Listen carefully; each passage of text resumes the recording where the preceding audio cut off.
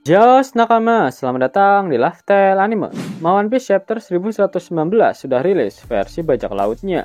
Inilah saatnya Mimin untuk mereview sekaligus menganalisis One Piece Chapter 1119. Sebelum kalian menikmati videonya, jangan lupa klik tombol like-nya ya. Hayo, udah belum? Like dari kalian akan menambah semangat Mimin untuk memberikan informasi mengenai One Piece pada nakama Opler sekalian. One Piece Chapter 1119 mendapatkan judul Emmet, di mana Emmet merupakan nama dari sang robot raksasa kuno. One Piece masih melanjutkan perjalanan Yamato berkeliling negeri Wano. Batu dilemparkan ke arahku oleh anak-anak yang membenci Kaido di Kibi, ucap Yamato dalam hati sembari memegangi boba uhunya yang benjol. One Piece Chapter 1119 diawali dengan pernyataan editor.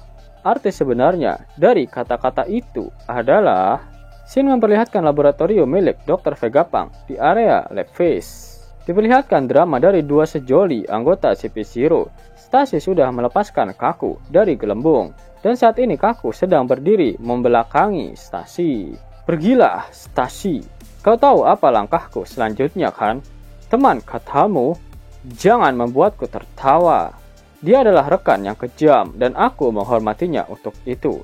Itu sebabnya, jika Lucci datang ke sini, aku tidak akan bisa menghentikannya, ucap Kaku.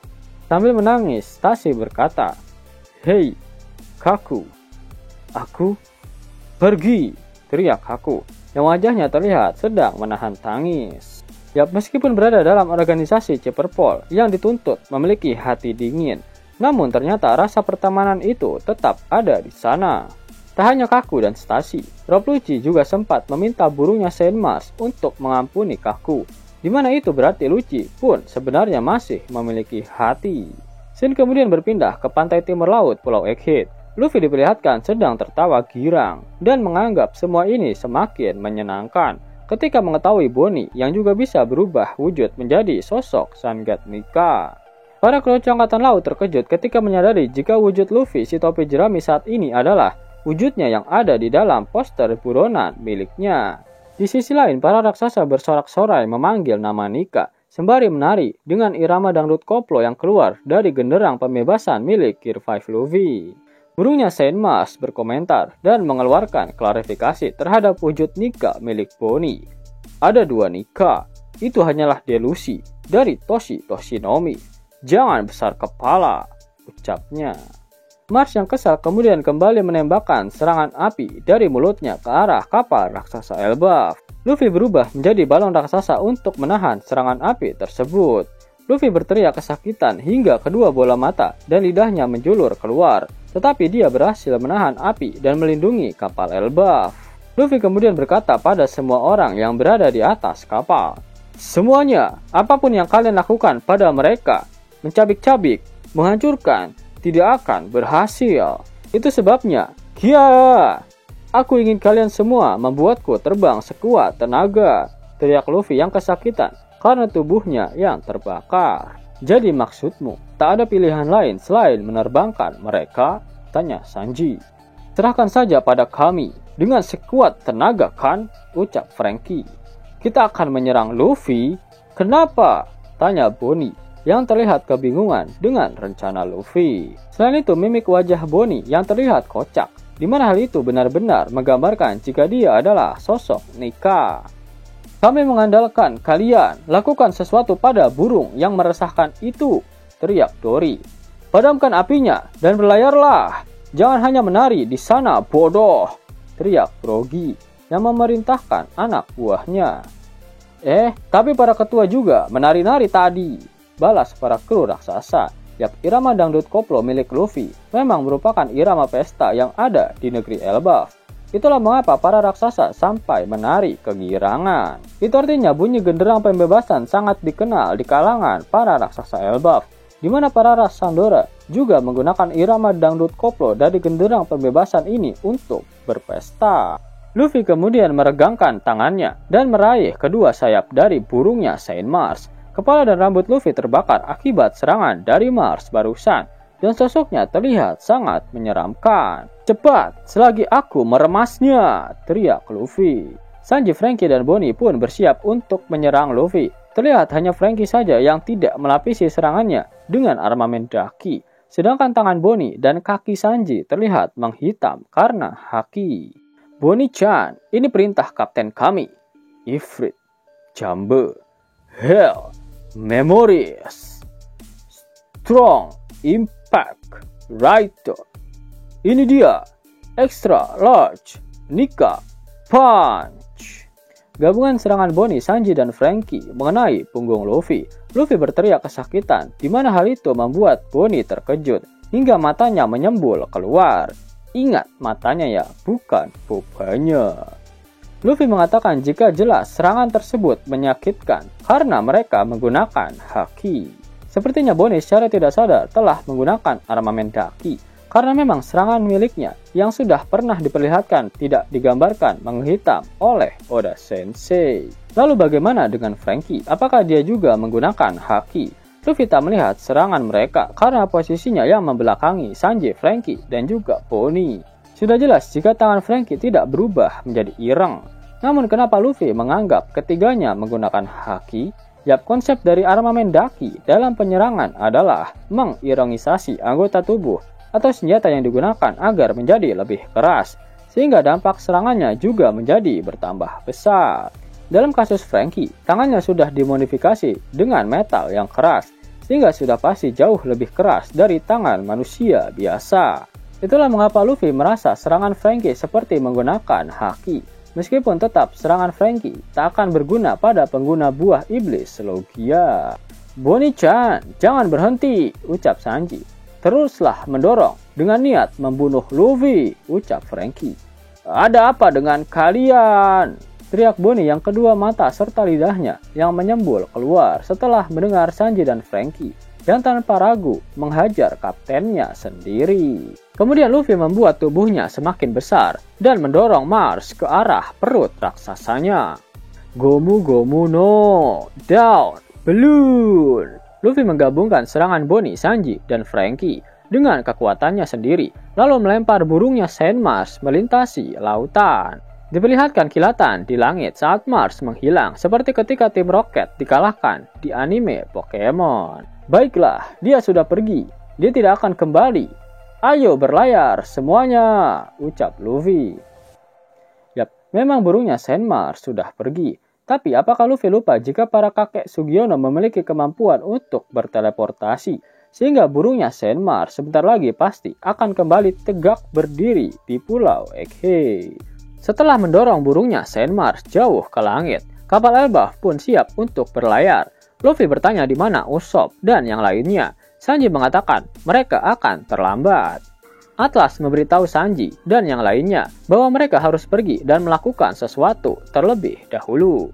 Kemudian dia memberitahu Lilith dengan cara berkomunikasi melalui kepalanya bahwa Yok mampu melacak gerakan mereka sekarang. Atlas hendak mengatakan apa yang harus mereka lakukan, tetapi adegan berubah.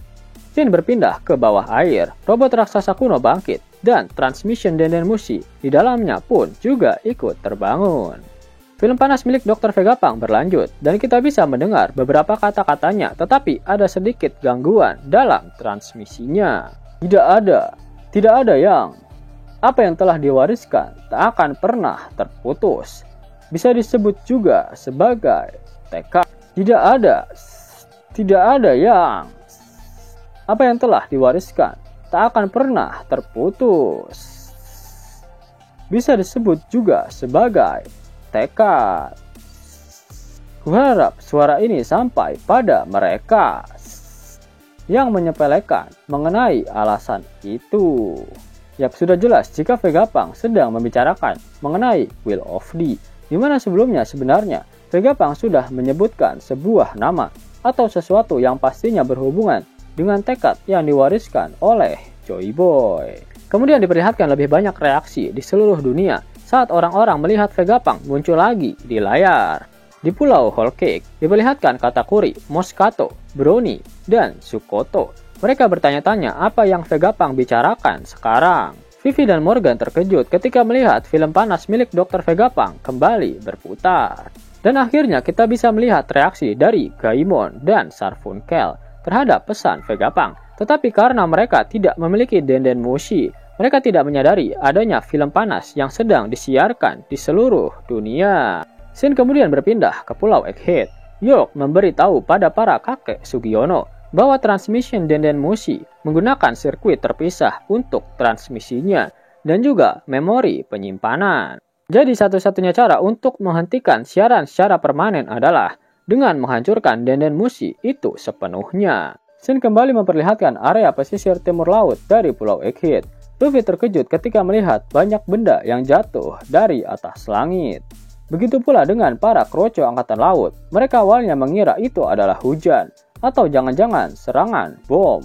Namun ketika benda-benda itu semakin dekat, mereka sadar jika yang jatuh dari langit adalah para agen Cyberport dan beberapa reruntuhan gedung dari Pulau Egghead. "Tolong tangkap kami akan mati!" teriak para agen Cyberport.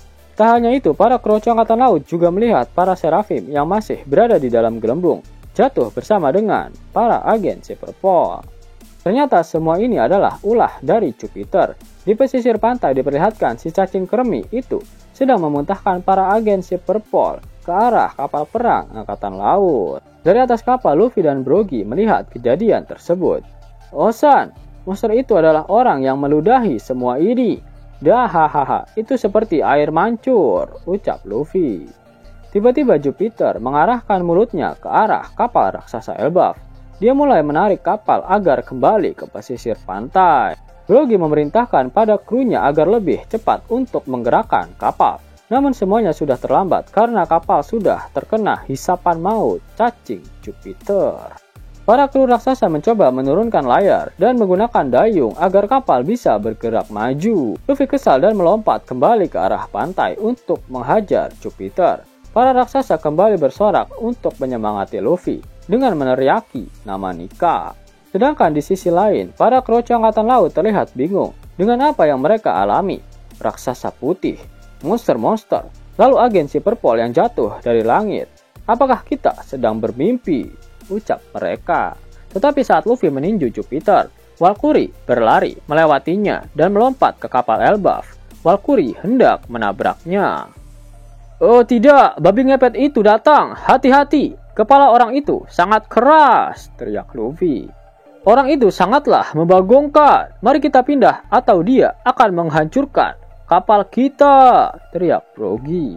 Di dalam kapal Elbaf, terlihat Bonnie berubah kembali menjadi wujud bocil FF-nya setelah pukulan ekstra besar Nika Punch yang dia gunakan. "Bonnie-chan," ucap Sanji. "Yamete kudasai, aku tidak bisa melakukan ini lagi. Kebebasan sangatlah kimochi dan melelahkan," ucap Bonnie. Luffy menyadari sesuatu yang datang dari bawah air. Ternyata itu adalah robot raksasa kuno yang mengingat suara Joy Boy dari masa lalu. Namun kita belum bisa melihat Joy Boy. "Joy Boy," ucap sang robot raksasa. Dalam halaman ganda epik terakhir dari chapter kali ini, tiba-tiba robot raksasa kuno muncul dari laut dan meninju wajah Valkyrie dan mematahkan salah satu gigi taring raksasanya. "Dengar Emmet, ketika waktunya tiba, kamu harus," ucap Joy Boy. "Waktunya?" tanya Emmet. Semua orang terkejut melihat aksi dari sang robot kuno. Mata Dory dan Brogy mencuat keluar dari tempatnya, sedangkan mata Luffy terlihat menjadi berkilauan. "Apa-apaan orang ini?" teriak Dory dan Brogy. "Robot Suke!" teriak Luffy. One Piece Chapter 1119 ditutup dengan pesan dari editor. Romansa bergerak sekali lagi. Fix Emmet, sang robot kuno, benar-benar sangat kuat. Serangannya dapat mematahkan salah satu taring milik Valkyrie, yang bahkan Luffy mengakui jika kepala si babi ngepet itu benar-benar sangat keras, lebih kerat dari tubuh naga Kaido. Di mana serangan Red Rock Luffy dan tinju raksasanya dalam wujud Gear 5-nya tak dapat menembus kulit keras Valkyrie dan malah tangan Luffy yang kesakitan. Bagaimana bisa Emmet melukai Valkyrie dengan tinjunya padahal dia tak melapisi serangannya dengan armamen daki? Sedangkan Luffy yang melapisi tinjunya dengan haki malah kesakitan. Yap, jawabannya mirip seperti ketika Franky menyerang Luffy pada awal chapter kali ini. Itu artinya robot raksasa kuno tersebut terbuat dari metal yang sangat kuat. sehingga pukulannya dapat menghancurkan taring milik Valkyrie. Jika kalian sadari ketika Valkyrie menyeruduk Emmet, dia tak mengalami kerusakan yang berarti. Itu artinya dapat disimpulkan jika tubuh Emmet lebih keras dan lebih kuat dari kulit si babi ngepet Valkyrie. Itulah mengapa sang robot kuno dapat menghancurkannya. Sekarang mari kita bahas mengenai pesan terakhir Joy Boy pada Emmet. Sudah jelas jika pesan Joy Boy adalah untuk meminta Emmet membantu sosok yang akan mewarisi tekadnya nanti. Sama seperti Oden yang sudah mengetahui semua rahasia di Pulau Laftel, dia mengetahui jika Wano Kuni harus menyambut dan membantu Joy Boy, yaitu dengan membuka perbatasan negeri Wano. Nah, itu artinya Emmet secara tidak langsung akan menjadi bagian dari bajak laut topi jerami dan akan sangat membagongkan apabila dia bergabung dengan kru Luffy. Pada akhir One Piece chapter 1119, Oda Sensei mengeluarkan kata-kata mutiaranya. Itu artinya minggu depan One Piece libur. Mau dapat uang hingga 50.000 gratis dan bisa langsung ditarik? Buka tabungan di aplikasi Neobank sekarang juga. Karena di aplikasi ini kalian bisa dapatkan banyak uang tunai gratis. Serta banyak sekali diskon-diskon menarik yang bisa kalian dapatkan. Gaskan! Link ada di kolom deskripsi ya nakama. Namun sebelum Mimin masuk ke dalam pembahasannya, Laftel Anime yang berkolaborasi dengan Misfit Society kembali mengeluarkan kaos terbaru nih, yaitu desain Zoro dalam mode Asura loh. Keren banget pokoknya. Gak percaya? Silahkan dicek di thread videonya.